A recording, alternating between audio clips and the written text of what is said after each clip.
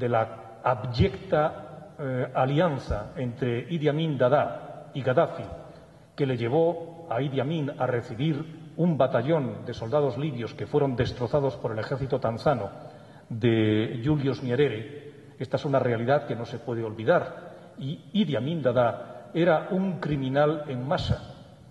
Pero creo que en este momento incluso hay la mayor mezquita del mundo árabe, del mundo de África, en Kampala, que se llama la mezquita Gaddafi, ¿no? ¿No es así? ¿No es en Kampala donde está esa mezquita? Bueno, pues en otro lugar de África. No tiene el más mínima vergüenza ni el más mínimo sentido. Si hay una desgracia en el mundo árabe, entre algunas, esa se llama Gaddafi.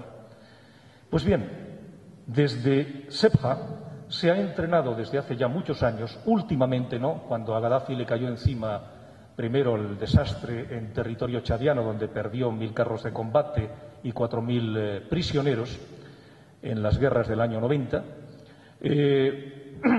ha ido entrenando gente en Sebha, que son básicamente, entre otros muchos, tuareg.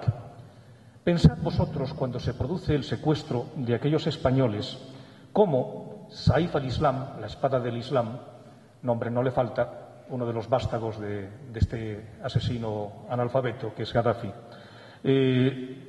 era uno de los elementos que desde la curiosa asociación o fundación por los derechos humanos, que es algo así como si Adolfo Hitler tuviera una fundación por la tolerancia y el judaísmo, pues sí, pero fue presidente de la Comisión de Derechos Humanos de Naciones Unidas, y ningún país, ni siquiera España, tuvo la dignidad de levantarse de la Comisión de Derechos Humanos de Naciones Unidas y dejarlo, porque la habían votado, pero hay que también saber con quién se mete uno en la cama. Y, por lo tanto, hay encamamientos que a mí me producen sonrojo. Por ejemplo, y ya lo siento, pero lo digo, que la Internacional Socialista, progresista y algunas cosas más haya tenido en su seno al partido de Hosni Mubarak y al partido de Ben Ali como miembros de la Internacional Socialista, esto es, demócratas y progresistas, hasta el día en que pierden el poder, momento en el que despiertan de su abyecto letargo y los expulsan, eso es la Internacional Socialista. Díganme ustedes, las personas de izquierda en Egipto, ¿con qué ojos miran al Partido Socialista Obrero Español, hermano del partido de la corrupción y de la tortura, que era el partido de Hosni Mubarak?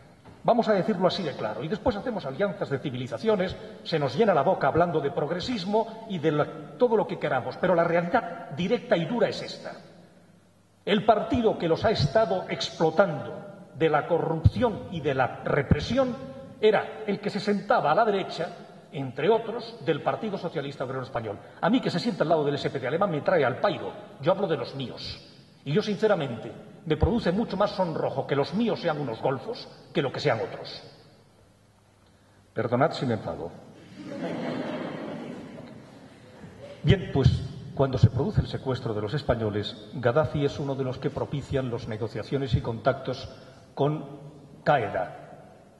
Gaddafi y Qaeda son rigurosamente contradictorios, porque lo que llegan en contradicción es el concepto del Islam.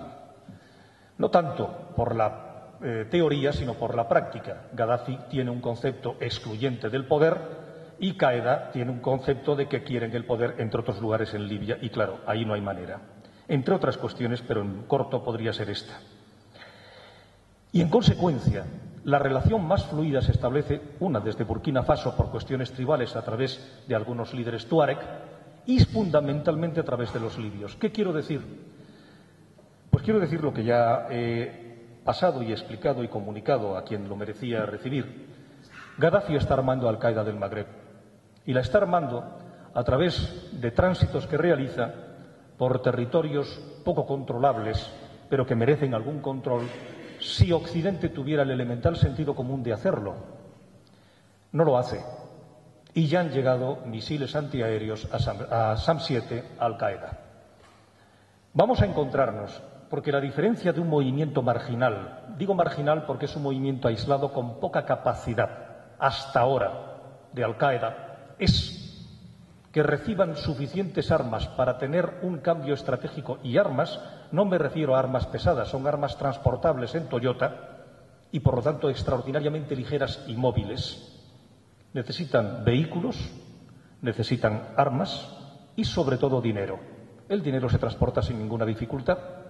20 millones de dólares es la diferencia trascendental entre la nada y el casi todo. Casi todo me refiero en relación al enemigo que tienes y sobre todo la capacidad que tienes de movilizar a gentes abandonadas como son los tuareg.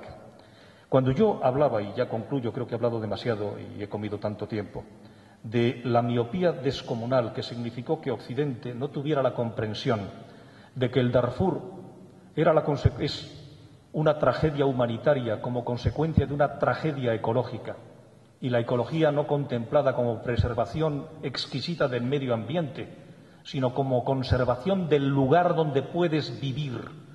Y la diferencia es entre vivir y no poder vivir, y por tanto tener que agredir al que te permite sobrevivir. Esto es como estar en el mar con un salvavidas. Matas al que lo tiene, no porque seas un asesino, sino porque no tienes más que un salvavidas para dos personas.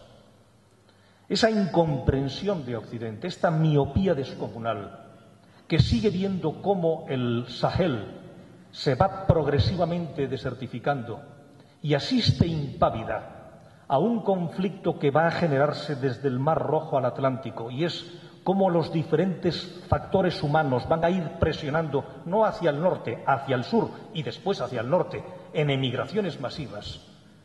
Yo sinceramente, miren, me aburre, por no decir algo más grueso, las declaraciones de tantísimos organismos internacionales sobre el deber hacer y sobre el deber ser, cuando el problema es que cada vez hay menos ser y estamos ampliando el no ser, y en consecuencia nos caminamos a velocidad de crucero, sin prisas pero sin pausa, hacia un desastre no ecológico, sino humano, de extraordinaria importancia. Por lo tanto, concluyo diciendo, si no tenemos generosidad, si somos incapaces de solidaridad, viva el egoísmo inteligente.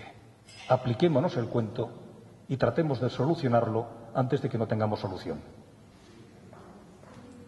Te voy a preguntar, ¿conoces las conexiones? Aquí estamos constantemente preguntándonos, o se están preguntando los medios de comunicación, quiénes son los rebeldes en Libia. Seguramente tú puedes darnos datos acerca de cómo está la situación en estas personas. Bueno, los rebeldes es No existe una dirección unificada, eso es evidente.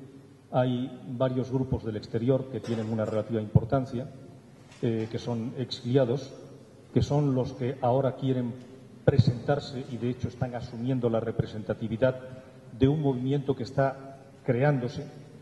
El llamado líder militar, a ese sí le conozco, es un tal Khalifa Haftar, y le conozco porque lo sufrí en Chad y porque al final él me sufrió a mí, y fue cogido prisionero en Wadi Dum cuando una masa de Toyotas se le cayó encima. Wadi Dum era una base militar defendida por unos 1.200 libios, con campo de minas, zonas de tiro de cañón 120 milímetros soviético, carros de combate T-65, T-72, helicópteros de ataque Mi-24 Hind, Sukhoi 100, Albatros checoslovaco, MiG-23, la Intemerata. Y la gente con la que yo iba eran 85 Toyotas con 106 sin retroceso, 14,5, 3 23 milímetros, algunos 107 tierra-tierra, y, como dicen en mi tierra, un par de asuntos por cada chadiano que iba dentro. Y, en cualquier caso, fueron arrasados, allí perdieron todo, fue para ellos una humillación y un desastre, y allí cayó Khalifa Haftar.